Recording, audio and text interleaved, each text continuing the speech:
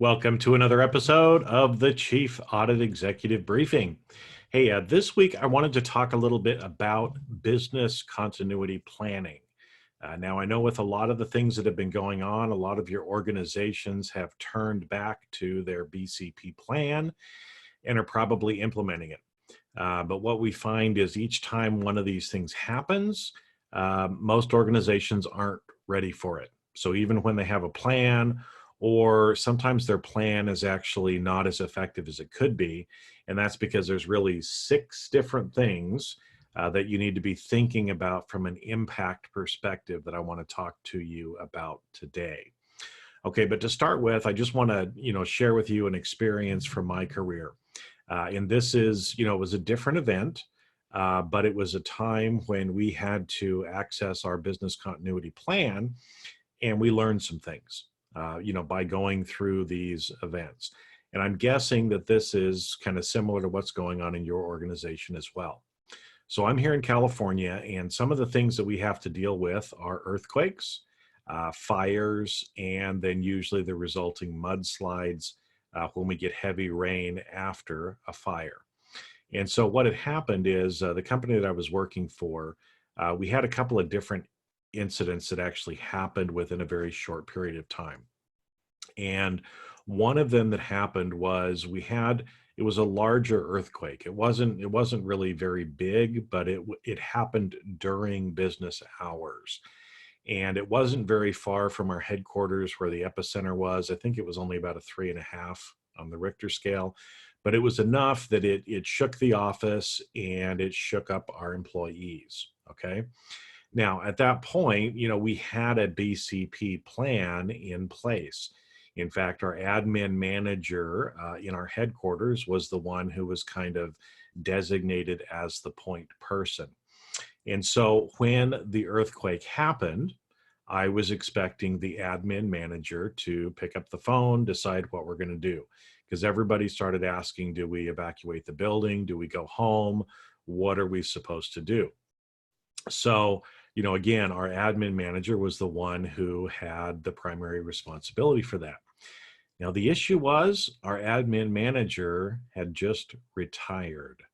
And so it was a man that had been with us for a long time. And I didn't even think about that in the transition of him retiring and a new admin manager coming in, that she did not realize she was the one with the responsibility for it. So she was looking to me and I was looking to her. And then we finally realized what actually happened. Now, again, we had a plan in place. In fact, we actually had extra food in the headquarters in case, for example, our employees could not go home. The problem was, that again, when that event happened, when the earthquake happened, and we started going through our BCP plan, we realized, for example, that the food that we had actually expired. So we'd purchased it before, it was all ready, but it was actually expired. So there's little things like that that you start to learn as you go through these kind of events. And again, I'm guessing that most of your organizations are experiencing some of this now, where maybe they had a plan, but they've never had to actually implement it. And so there were some things that you can learn or some lessons learned to kind of move forward at that point. This is a good opportunity for you to get involved usually in that process and to be able to help out. So first, to be able to help, but also to be able to understand maybe where there are some areas for improvement. Now that brings me to the next point that I want to talk about, which is the plans themselves.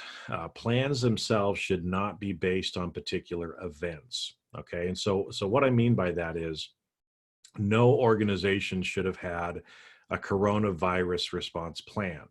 Because the problem is we didn't know that coronavirus or COVID-19 was going to be the event. We couldn't anticipate that was the event because this particular virus strain didn't exist a while ago, right? And so we can't anticipate the actual event, but we can anticipate those 6 different impact areas. And so as you're developing business continuity plans, they should be focused on how do we deal with the impacts of these 6 areas, regardless of what the event happens to be. Okay, because it doesn't matter what the event is, almost every single crisis issue has these same 6 impacts. And here they are. The first one, you lose access to your facility. So in this particular one that we're going through now, all of you are probably experiencing that. With things like the quarantines and requiring people to work at home, you have lost access to the most part to your facilities.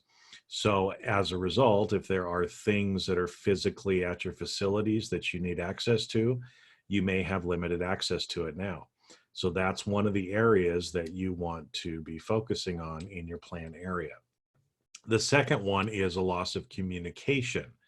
Now, in this particular event, that probably did not impact you because the power wasn't out and we could still communicate via phone, email, things like that, right? Video chats. So that probably wasn't a big deal for you. The third one is the loss of power. And again, in this instance, the event didn't normally have an impact on your power. But again, you've got to see where some of those correlations are. If you lose power, you probably lose communications. You probably also lose the fourth one, which is data, because everything is tied or is usually electronic now. So that if we don't have power, we can't access our communications and we can't access our data, okay? In fact, we can't access our facility usually either because we can't see there. You know, we can't get in because of security systems and we can't actually see because there's no power in the building. So those are kind of the first 4 that normally end up happening. Now, the fifth one relates to supply chain disruptions. And so again, in this particular event that we're going through now, you can see where the supply chain has been impacted.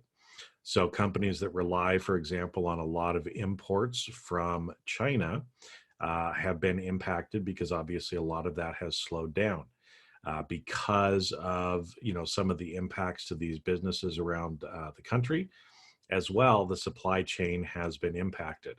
A lot more people are purchasing online, putting a lot more demand on kind of the transportation, and that ends up having some supply chain impacts. Or if any of the companies that you're partnering with have an issue with this, again, that can impact your supply chain. Now, the last one, the sixth one, is employee casualty or absenteeism. And so those kind of go together because either, you know, in some crises, you may actually have some of your employees die, which would be employee casualties, or they could just be absent from work because either they're sick or for some reason, like, you know, we have here in California, quarantine, they're not able to come into work, so they have to be able to work from home. Now, again, these are the 6 areas that your plan should be dealing with. And that's why this issue, even though, again, a lot of people have to work from home now, a lot of companies, for example, have options for employees to be able to work from home. So because of that, the impact from employee absenteeism is decreased, again, regardless of what the event happens to be. So again, just wanted to kind of go through that with you a little bit today.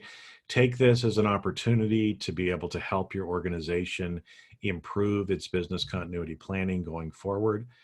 If you have any questions, if you're not really sure where to start, just reach out to me. I've dealt with this a lot, and I actually have some industry experts that I turn to as well, so that if you're needing a little bit more help on this, just let me know, and we'll see what we can do to help. So with that, have a great rest of your week, my friends, and I'll talk to you next week.